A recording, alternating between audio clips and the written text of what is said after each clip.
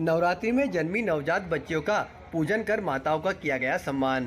चैत्र नवरात्रि महापर्व के प्रथम दिवस में नवमी अंतिम दिवस तक जन्मी नवजात बच्चियों को श्रीजी बेटी बचाओ बेटी पढ़ाओ समिति द्वारा रविवार को जिला चिकित्सालय में सम्मान किया गया। यहां पर जच्चा बच्चा वार्ड पहुंचकर दोनों को सम्मानित किया गया और पूजन अर्चन के साथ ही उन्हें वस्त्र भेंट किए गए। उक्त जानकारी उन्होंने आज रविवार को शाम करीब 7 बजे दी। बेटी बचाओ बेटी पढ़ाओ की मेंबर हूँ। आज रामनवमी थी और नवमी की थी। जितनी बेटियाँ आज जिन्होंने जन्म लिया है उन बेटियों को हमने सहर्ष वस्त्र दान किए हैं और उनकी माताओं को मिठाई खिलाई है आज रामनवमी की खुशी में।